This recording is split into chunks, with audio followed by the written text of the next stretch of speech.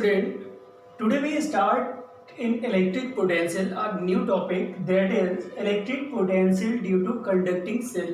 याद रखना हमने लास्ट लेक्चर देखा था कि इलेक्ट्रिक पोटेंशियल और इलेक्ट्रिक फील्ड का रिलेशन क्या होगा, उसी का एप्लीकेशन अपन पढ़ेंगे। बात समझ आ रही है? लास्ट लेक्चर आप जो स्टूडेंट नहीं देखे होंगे लास्ट लेक्चर को देख लेना है यहाँ पर। तो इससे पहले वाले लेक्चर को तो उसमें मैंने पढ़ाया था, आपको अच्छे से समझाया था कि भाई पोटेंशियल को रिलेट कर सकते हो यहाँ पे dV इज टू माइनस क्या होता है यहाँ पे E वेक्टर डॉट dr। समझ में आ रहा है ना?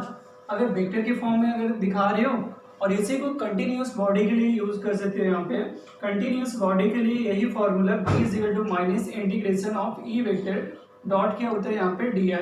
या मैं यहाँ पे E वेक्टर हटा देता हूँ, रीजन क्या होता है मोस्ट प्रोबेबल क्वेश्चन है ऐसे रहेंगे, या मोस्टली आपको बताऊँ कॉन्सेप्ट ऐसे ही होता है कि जिसमें इलेक्ट्रिक फील्ड और डिस्प्लेसमेंट का डायरेक्शन सेम होता है। तो जब डायरेक्शन सेम होगा तो क्यों हमें मतलब वेक्टर लगाना है? भाई थीटा क्या हो जाएगा 0, कॉस थीटा का वैल्यू 0 होगा तो कितना आता है 1, कॉस थीटा का देखा जाए कॉस 0 का वैल्यू कितना होगा 1। अगर 1 आएगा तो यहाँ पे इसका रिजल्ट अगर देखा जाए तो कितना आना चाहिए यहाँ पे E vector dot D R vector becomes to क्या हो जाएगा यहाँ पे ई डी आर। तो याद रखना मोस्टली इसको यूज करते हैं, तो याद रखना इस फॉर्मूले का यूज है। मैंने कल समझाया था कि ये फॉर्मूला अपने आप में बहुत ज़्यादा इंपॉर्टेंट है। तो उसी में से एक यहाँ पे एप्लीकेशन आ रहा है कि इलेक्ट्रिक पोटेंशियल फाइंड करना है due to conducting cell. You know that about to cell. Cell का मतलब क्या होता है यहाँ पे हॉलो स्फीयर। समझ में आ रहे ना? तो यहाँ पे हॉलो स्फीयर है जिसका रेडियस कितना दे रखा है यहाँ पे r, इस पे टोटल चार्ज कितना आ रहा है q। अब टोटल चार्ज q आएगा तो ये यूनिफॉर्मली क्या होगा चार्ज इस पे डिस्ट्रीब्यूट होगा कि नहीं। तो यहाँ पे आपको 3 पॉइंट पे इलेक्ट्रिक पोटेंशियल निकालना है। एक तो outside of the cell first point पे, at the surface of the cell second point पे, और inside of the cell third point पे। तो कहने का मतलब हमें जो आज सीखना है इलेक्ट्रिक पोटेंशियल निकालना होगा किस तरीके से, किसका यहाँ पे कंडक्टिंग सेल का। तो किस तरीके से हम फाइंड करेंगे यही यहाँ पे हमें समझना है, ठीक है ना। तो ध्यान देना यहाँ पे कि इलेक्ट्रिक पोटेंशियल का वैल्यू मालूम करना है और फॉर्मूला याद रखें जो अभी नोट कराया था, इसी फॉर्मूले का ये एप्लीकेशन है टॉपिक, याद रखें यहाँ पे। तो ध्यान देना यहाँ पे बहुत आसानी से समझना। सबसे पहले मैं बात करता हूँ यहाँ पे outside of the cell, outside of the cell. अब मुझे ये बताना आउटसाइड ऑफ द सेल अगर देखा जाए तो यहाँ से यहाँ तक का डिस्टेंस क्या मान सकते हैं यहाँ पे स्मॉल r। बस में आ रहे और किस पे बात कर रहे हैं आउटसाइड ऑफ द सेल। तो सेल के आउटसाइड अगर देखोगे तो यहाँ पे r is greater than capital R रहेगा कि नहीं, ये कंडीशन होता है भाई। बाहर अगर सेल के देखा जाए तो ये जो डिस्टेंस होगा इसके रेडियस से क्या होगा ज्यादा होगा। आप बताओ रेडियस तो इतना है और ये लेंथ ज्यादा है कि नहीं स्मॉल r का। तो small r is greater than capital R। That's why बोल रहा हूँ यहाँ पे कि r is greater than capital R for outside of the cell. अब समझना है यहाँ पे आउटसाइड ऑफ द सेल के लिए अगर लिया तो हमें पोटेंशियल का वैल्यू निकालना है। तो पोटेंशियल के लिए you know that v is equal to क्या होता है integration of with minus sign e into क्या होता है यहाँ पे dr। अब समझने वाली बात क्या है यहाँ पे कि इलेक्ट्रिक फील्ड आउटसाइड, क्योंकि बात आउटसाइड के लिए कर रहे हो तो आपको पता होगा outside of the cell, cell के आउटसाइड इलेक्ट्रिक फील्ड का फॉर्मूला होता है KQ/r²। और इलेक्ट्रिक फील्ड के सरफेस पे अगर देखा जाए तो यहाँ पे सेल के लिए अगर देखा जाए तो इलेक्ट्रिक फील्ड का value on the surface of the cell अगर देखोगे तो क्या होगा यहाँ पे KQ/r²। और इनसाइड ऑफ द सेल तो याद रखना सेल में इनसाइड अगर देखा जाए तो हमेशा याद रखना 0 आता है। और ये चीज़ें इलेक्ट्रिक फील्ड में आपको इवन गॉस लॉ में प्रूव भी कराया था, अच्छे से समझाया भी था, ठीक है ना। बहुत लेटेस्ट टॉपिक है, लास्ट चैप्टर में हमने अच्छे से सीखा था कि inside of the conducting cell electric field क्या रहेगा 0। और क्या होता है यहाँ पे आउटसाइड अगर देखा जाए तो यहाँ पे KQ/r² आ रहा है, एट द सरफेस देखा जाए तो KQ/r²। तो ये अपने आप में गॉस लॉ जो पढ़ा था या गॉस जी ने हमें इतना मतलब एक तरीके से कि उनके कारण हम इजली इन रिलेशंस को रट पाए हैं। समझ आ रहे तो थोड़ा सा गॉस को रिस्पेक्ट भी देना शुरू कर दो आप फिजिक्स वाले जितने भी स्टूडेंट हैं। तो ध्यान देना यहाँ पे v इज इक्वल टू क्या होता है यहाँ पे माइनस इंटीग्रेशन e इंटू क्या होता है यहाँ पे dr। अब निकालना क्या है आउटसाइड ऑफ द सेल। तो आउटसाइड का मतलब फर्स्ट पॉइंट पे बात कर रहे हैं, तो अगर फर्स्ट पॉइंट पे बात कर रहे हैं तो इलेक्ट्रिक फील्ड का वैल्यू क्या होगा। तो याद रखना यहाँ पे KQ बाई आर स्क्वायर और आउटसाइड ऑफ द सेल और इनटू क्या होगा यहाँ पे डी आर। अब लिमिट समझना है, यहाँ पे लिमिट लेते वक्त यहाँ पे सेल का हमेशा याद रखना पोटेंशियल कहाँ पे जीरो होगा, तो पोटेंशियल इन्फिनिटी पे जीरो होगा कि नहीं। तो कभी भी आप लिमिट लेते हो तो लिमिट लेने का तरीका तो यही होता है ना कि यहाँ पे इन्फिनिटी पे पोटेंशियल देखा जाए तो जीरो होगा और आर डिस्टेंस पे आ रहे हो, जब पोजीशन आर होता है तो यहाँ पे पोटेंशियल क्या मान सकते हैं, यहाँ पे बी, और इसको सॉल्व करके क्या रिजल्ट आता है यहाँ पे बी। बच्चों ये चीज ध्यान देना, ये इजिली सॉल्व किया जा सकता है। यहाँ पे integration B D B zero to B, तो ये सॉल्व होके क्या आ जाएगा यहाँ पे बी और इधर जीरो टू बी। बात समझे, एक बार अपर लिमिट फिर क्या होता है यहाँ पे लोअर लिमिट, बी की जगह पे एक बार अपर लिमिट फिर लोअर जीरो, यहाँ पे बी की जगह पे जीरो, फाइनली क्या आएगा यहाँ पे बी। तो जो बच्चे जिनको नहीं पता है, ये खास करके मेडिकल वाले के लिए बात करो, सारे बच्चे नहीं, मेडिकल में भी बात समझ आ रही है ना, कुछ बच्चे जो नहीं पढ़े होंगे उनकी बात कर रहा हूँ मैं, तो वो अच्छे से समझ लेंगे। यहाँ पे बी इज इक्वल टू कितना होगा, यहाँ पे बी आएगा इसका रिजल्ट, और इधर क्या होता है यहाँ पे, तो ये आप जब यहाँ पे इन्फिनिटी टू आर लिख रहे हो तो ये क्या होगा इन्फिनिटी टू आर लिमिट। अब सोचो क्या चीज कांस्टेंट है, कांस्टेंट अगर देखा जाए यहाँ पे k और q, k तो कांस्टेंट होता है, q ऑल्सो भी कांस्टेंट, ये दोनों क्या हो गए यहाँ पे बाहर, अगर इन दोनों को बाहर करते हो यहाँ पे तो विद माइनस साइन बाहर हो रहा है तो ये क्या आएगा इंटीग्रेशन और इधर r और इधर क्या होता है यहाँ पे डी आर बाई क्या होता है यहाँ पे आर स्क्वायर। अब समझना है यहाँ पे, इसको मैं इधर सॉल्व कर रहा हूँ, अच्छे से समझा रहा हूँ यहाँ पे कि पोटेंशियल, और ये किस पॉइंट पे निकाल रहे हो पोटेंशियल, निकाल रहे हो ना फर्स्ट पॉइंट पे, भाई फर्स्ट पॉइंट पे निकाल रहे हो ना। तो यहाँ पे फर्स्ट पॉइंट पे अगर देखा जाए पोटेंशियल का वैल्यू तो यहाँ पे इज इक्वल टू कितना हो जाएगा यहाँ पे माइनस के क्यू और इंटीग्रेशन इन्फिनिटी टू आर, और ये ध्यान देना इसको बना सकते हो यहाँ पे R to the power minus two और इनटू क्या होता है यहाँ पे डी आर। समझ में आ रहा है क्या। अब यहाँ पे इंटीग्रेशन ये फॉर्मूला अगर याद हो आपको X to the power N D X, तो क्या रिजल्ट आता है X to the power N plus one divided by N plus one, मालूम है ना।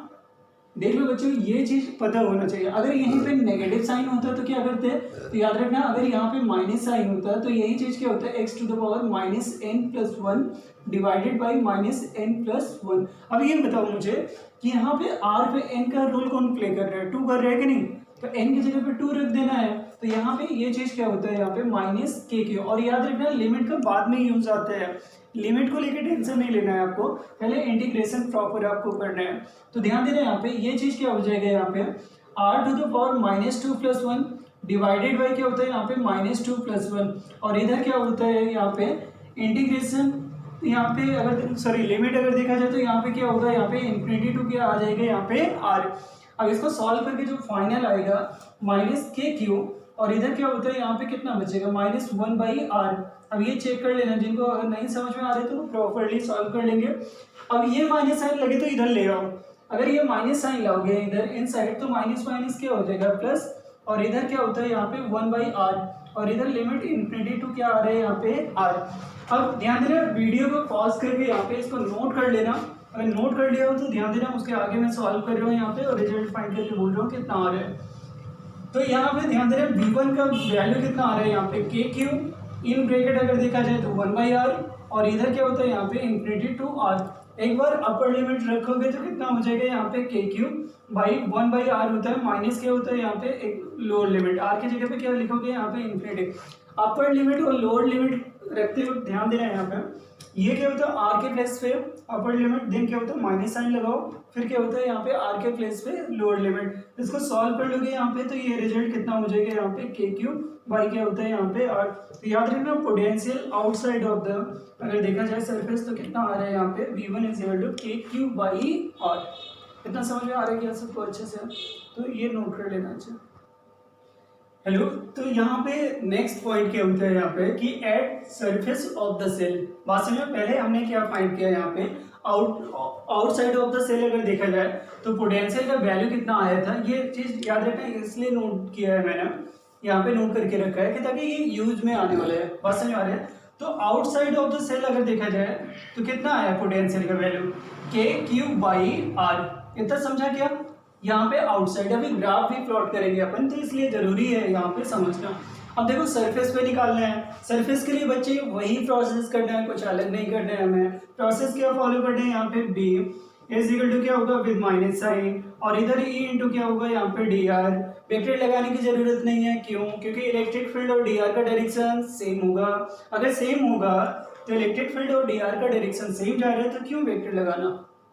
थीटा का वैल्यू 0, कॉस थीटा का वैल्यू कितना आएगा 1, इसलिए यहाँ पे नहीं लगा रहा हूँ। और ये याद रखना है आपको भी कि बहुत सारे स्टूडेंट का ये डाउट जाता है कि सर डॉट प्रोडक्ट है, आपने वेक्टर क्यों हटाया, कॉस थीटा क्यों नहीं लिया? उसका रीजन पहले ही एक्सप्लेन कर दिया कि जब भी आप सॉल्व करोगे पोटेंशियल निकालते हो तो मोस्ट प्रोबेबल क्वेश्चन क्या होते हैं कि इलेक्ट्रिक फील्ड और डी आर का डायरेक्शन सेम ही रहेगा। दैट्स वाई थीटा का वैल्यू 0 होगा और कॉस थीटा का वैल्यू कितना होगा 1। इसलिए बहुत ज़्यादा इसमें चिंता करने की बात नहीं है, ऐसे आप प्रॉपर नोट करते जाओ। बस ध्यान देना, लिमिट लेते वक्त ध्यान देना है हमें। तो ध्यान देना b is minus C into D are.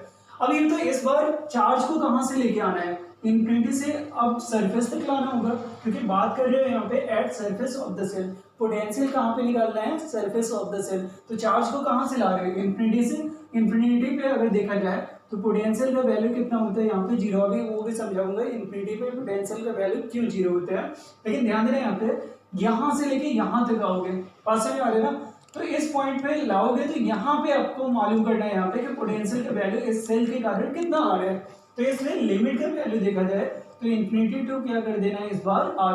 पिछली बार क्या किया था हमने यहाँ पे infinity to that point. That point का मतलब यहाँ से यहाँ तक का डिस्टेंस कितना हो गया? स्मॉलर, इसलिए limit infinity to small R लिया था वहाँ पे, लेकिन यहाँ पे इन्फिनिटी टू r। अब ध्यान देना यहाँ पे वैल्यू रखना स्टार्ट करो, माइनस इन्फिनिटी टू r। बच्चे यहाँ पे ये सरफेस के लिए इलेक्ट्रिक फील्ड का फॉर्मूला क्या होता है? तो रटा है अपना के क्यू आर स्क्वायर, और इधर क्या होता है यहाँ पे डी आर। आराम बोलना, ठीक है, मतलब समझना है यहाँ पे। और ये चीज ध्यान दो, कांस्टेंट टर्म क्या होगा बाहर? अगर कांस्टेंट यहाँ पे बाहर होगा तो के क्यू मैं बाहर कर रहा हूँ यहाँ पे, इवन आपको बताऊँ ये भी बाहर हो जाएगा। पास में आ रहे ना, ये तो कांस्टेंट है ना, बाहर हो जाएगा। फिर भी आप कर सकते हो क्या कि यहाँ पे आप बाहर ना लो, यहाँ पे इन्फिनिटी टू क्या होता है यहाँ पे आर रखो, 1 क्या होता है यहाँ पे आर स्क्वायर, और इंटू क्या होता है यहाँ पे डी आर।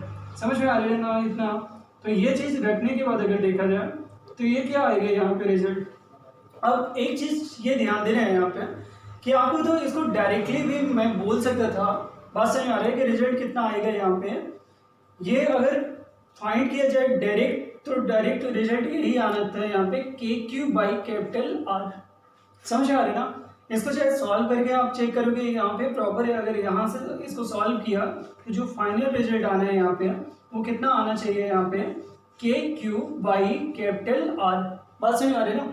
अब इसको दूसरे मेथड से भी समझा रहे हो यहाँ पे, जैसे यहाँ पे बात करो पोटेंशियल का तो के क्यू बाई आर, तो यहाँ पे बात करोगे तो इस बार स्मॉल आर का वैल्यू किसके बराबर हो जाएगा? कैपिटल आर के बराबर हो जाएगा कि नहीं? तो डायरेक्टली आप क्या होता है यहाँ पे K Q by capital R कर सकते हो। तो याद रखना, इसको चाहे प्रॉपर सॉल्व कर लें जो पिछला मेथड मैंने बताया था, ये डायरेक्टली के क्यू बाई कितना हो जाएगा यहाँ पे आर। तो याद रखना यहाँ पे सरफेस पे पोटेंशियल का वैल्यू या सेकेंड पॉइंट पे पोटेंशियल का वैल्यू कितना आ रहा है यहाँ पे के क्यू बाई आर। ये इतना समझ में आ रहा है क्या? अगर समझ में आ रहे है तो इसको नोट करना जरा और फिर इनसाइड कर देखते हैं यहाँ पर। ध्यान देना बच्चे, अब तीसरे पॉइंट पे यहाँ पे थर्ड पॉइंट पे अगर देखा जाए तो क्या होता है इनसाइड ऑफ द सेल। बात समझ में आ रही है ना? यहाँ पे inside of the cell, inside of the cell. तो सेल के इनसाइड मालूम क्या करना है हमें? इलेक्ट्रिक पोटेंशियल का वैल्यू। समझ में आ रही है ना? तो इलेक्ट्रिक पोटेंशियल का value inside of the cell easily निकाल सकते हो यहाँ पे। अब खुद सोचो जरा कि inside of the cell electric, यहाँ पे इनसाइड ये थोड़ा रॉन्ग लिखा है मैंने, शायद फर्स्ट टाइम सही लिखा था, दोबारा देखा होगा तो ये रॉन्ग था। तो ये याद रखना, इनसाइड क्या होता है? 0 होता है। तो इलेक्ट्रिक फील्ड अगर 0 आएगा तो आप खुद बताओ मुझे यहाँ पे, you know that D B is equal to E with minus sign into क्या होता है यहाँ पे डी आर। तो यहाँ पे D B by D R ये कितना आ रहा है यहाँ पे? 0 आ रहा है कि नहीं? अगर वैल्यू यहाँ पे 0 रखा तो अब याद रखना यहाँ पे change of potential with respect to distance. अगर यहाँ पे 0 आएगा तो मीन्स क्या होता है यहाँ पे पोटेंशियल कांस्टेंट बोल सकते हो कि नहीं भाई? अगर चेंज ही नहीं हो रहा है पोटेंशियल का वैल्यू आर के टर्म में तो इनसाइड ऑफ द अगर देखा जाए तो यहाँ पे पोटेंशियल कितना आएगा? कांस्टेंट। और किसी को ये चीज कम समझ में आ रहा है तो थोड़ा मैथमेटिक्स फैला रहा हूँ, फिर वो रायता थोड़ा फैलाते हैं, समझ लो उस तरीके से भी कि भाई D B is equal to क्या करोगे यहाँ पे तो इधर क्या होता है यहाँ पे 0 2, ये क्या हो जाएगा यहाँ पे dB क्या हो जाएगा यहाँ पे dr, और इधर क्या होगा बराबर किसके 0 के है, तो dB is equal to 0 into क्या होगा यहाँ पे dr। समझ में आ रहे हैं ना बच्चे। तो ये क्या होता है यहाँ पे इंटीग्रेट कर दो, इंटीग्रेट करोगे तो इधर b आएगा और इधर लिमिट क्या होगा आपका, तो यहाँ पे infinity to small r 0 to dr। अब याद रखना इंटीग्रेशन 0 के लिए क्या होता है यहाँ पे कांस्टेंट, तो आपको लगे तो कांस्टेंट पहले लिख दो या फिर इतना मैंने जो किया है तामझाम ये भी कर सकते हो। समझ आ रहा है। बेस्ट होगा यहाँ से समझो कि rate of change of potential with respect to position, यहाँ पे 0 आ रहा है मतलब कि पोटेंशियल का वैल्यू इनसाइड क्या होता है यहाँ पे चेंज ही नहीं हो रहा है। 0 होने का मतलब चेंज ना होना।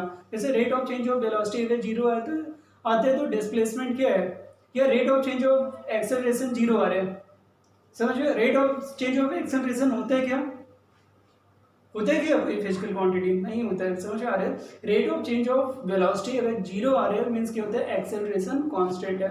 समझ आ रहा है।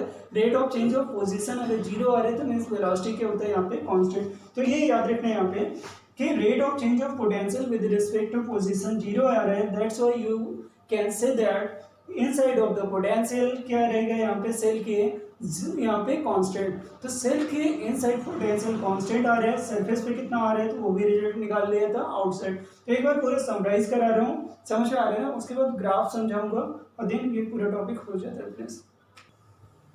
बच्चे ध्यान दे रहे हैं यहाँ पे अगर आउटसाइड देखा जाए तो क्या आ रहा है यहाँ पे K Q Y small are, पास में आ रहा है। सरफेस पे देखा जाए तो के Q Y capital R, inside अगर देखा जाए तो के क्यू वाई कार। ये देखो दोनों वैल्यू सेम है। सेम क्यों है, क्योंकि कांस्टेंट है यहाँ पे सेल के इनसाइड, मतलब यहाँ से यहाँ तक अगर देखा जाए तो पोटेंशियल चेंज नहीं हो रहा है डिस्टेंस के साथ। यही तो समझाया था मैंने। तो ये चीज कांस्टेंट रहेगा। तो ऐसे बेसिक क्वेश्चन है मेरा कि सेंटर पे क्या होगा पोटेंशियल, तो आप बताओ जब कांस्टेंट होगा तो चाहे सेंटर पे बात करो चाहे सरफेस पे एक ही होगा। तो सेंटर पे भी आंसर क्या आएगा यहाँ पे के क्यू बाई आर। यहाँ से एक प्यारा सा ग्राफ बना रहा हूँ मैं, वो समझना है यहाँ पे पोटेंशियल वर्सेस आर। और ये देखो आजकल ग्राफ के क्वेश्चन तो आते ही हैं, बच्चे बच्चे को पता है। समझ आ रहे ना, ना भी पता तो याद रखना लास्ट ईयर के पेपर उठा के आप देखोगे तो नीट का और ये आईआईटी मेंस का थोड़ा सा पैटर्न बना है कि ग्राफ के क्वेश्चन 1 2 2 4 तो हर बार रहते हैं। पास समझ आ रहे हैं। तो याद रखना इत्तेफाक बस अगर आ गए तो पता होना चाहिए आपको। समझना है यहाँ पे अगर ये कंडक्टिंग सेल है, ठीक है ना, ये क्या होता है यहाँ पे कंडक्टिंग, ये थोड़ा सेल गड़बड़ हो रहा है अपना, ठीक है। यहाँ पे ये क्या होता है यहाँ पे कंडक्टिंग सेल है और कंडक्टिंग सेल में अगर देखा जाए तो यहाँ से सरफेस का स्टार्टिंग है। अब ये तो ग्राफ किस तरीके से प्लॉट करोगे तो सेंटर पे बात की जाए तो यहाँ पे क्या होता है मैक्सिमम होता है और कितना होगा के क्यू बाई आर। यहाँ पे अगर बात करो तो के क्यू बाई कैपिटल आर, यहाँ भी बात करो तो के क्यू बाई कैपिटल आर। क्यों, क्योंकि इनसाइड इसके क्या रहेगा या सरफेस पे कांस्टेंट। दैट्स वाई क्या होता है, दैट्स वाई क्या होगा यहाँ पे के क्यू बाई आर। तो इसलिए क्या होता है यहाँ पे यहाँ तक तो ग्राफ क्या होता है यहाँ पे कांस्टेंट चलता है। पास में आ रहा है।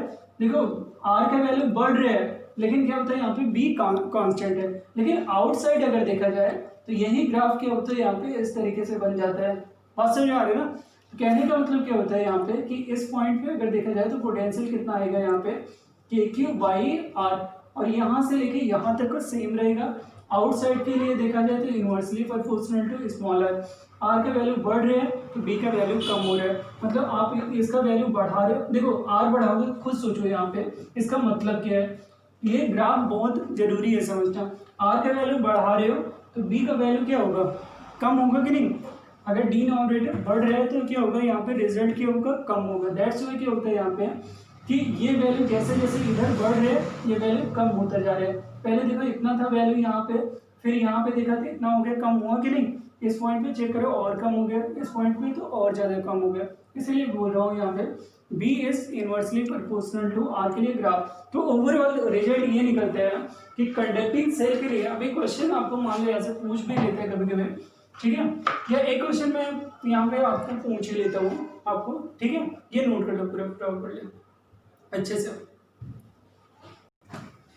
बच्चे। इस ग्राफ को देख, मतलब ये क्वेश्चन क्या है यहाँ पे, which of the following graph is correct for conducting cell. समझो यहाँ पे कंडक्टिंग सेल के लिए यहाँ पे यूनिफॉर्मली चार्ज है, उसमें पोटेंशियल वर्सेस आर का यहाँ पे ग्राफ गिवन है और आपको बताना है इसमें से कौन सा करेक्ट है। अभी समझाया था तो जो बच्चे अच्छे से समझ पाए होंगे तो तुरंत बोल देंगे यहाँ पे फर्स्ट ऑप्शन इज करेक्ट। तो याद रखना ग्राफ का क्वेश्चन इस तरीके से आपको आते हैं, बाकी का एक्सप्लेन कर सकते हैं। यहाँ पे देखो फर्स्ट क्यों सही है, सॉरी यहाँ पे फर्स्ट सही होगा, यहाँ पे कौन सा ऑप्शन सही होगा, यहाँ पे थर्ड, समझ आ रहा है ना, third is the correct option. First क्यों नहीं सही हो सकते, तो रीजन ये होता है यहाँ पे फर्स्ट तब पॉसिबल होता है जब क्या होता है इनसाइड अगर देखा जाए तो यहाँ पे ऐसा होता है डायरेक्टली प्रोपोर्शनल, और आउटसाइड क्या होता है यहाँ पे इनवर्सली प्रोपोर्शनल। लेकिन इनसाइड अगर देखा जाए तो कंडक्टिंग सेल में कांस्टेंट है, ठीक है ना, और आउटसाइड अगर देखा जाए तो इनवर्सली प्रोपोर्शनल टू आर। तो इन दोनों मेथड को देखा जाए तो तीनों ग्राफ में फिट करो आप, तो यहाँ पे ये ग्राफ बताता है कि यहाँ से R is equal to R surface तक अगर देखा जाए तो कांस्टेंट चल रहे हैं, बी का वैल्यू कांस्टेंट है कि नहीं, बदल रहा है क्या, नहीं चेंज हो रहा है, तो कांस्टेंट होगा। आउटसाइड क्या होता है यहाँ पे डिक्रीज होना स्टार्ट कर दिया, इसलिए क्या होता है यहाँ पे थर्ड ऑप्शन सही रहेगा। फर्स्ट ऑप्शन यहाँ पे इसके इनसाइड का देखा जाए तो इस तरीके से सिनेरियो दे रहे हैं, बात समझ आ रही है ना, और आउटसाइड का देखा जाए तो सिनेरियो इस तरीके से आ रहा है, दैट्स व्हाई क्या होता है यहाँ पे रॉन्ग होगा। और यहाँ पे देखा जाए तो इनसाइड अगर जीरो पोटेंशियल है और आउटसाइड क्या होता है यहाँ पे ये 1/r तक पॉसिबल है, क्योंकि ये कंडक्टिंग सेल से मैच नहीं करता, ये कंडक्टिंग सेल के लिए मैच नहीं करेगा, ये भी कंडक्टिंग सेल के लिए यहाँ पे फोर्थ ऑप्शन ऑल्सो नहीं मैच कर रहा है, दैट्स व्हाई यहाँ पे third option is the correct option. तो याद रखना ग्राफ के भी क्वेश्चन आते ही हैं, ठीक है ना, नोट कर लेना, थैंक यू।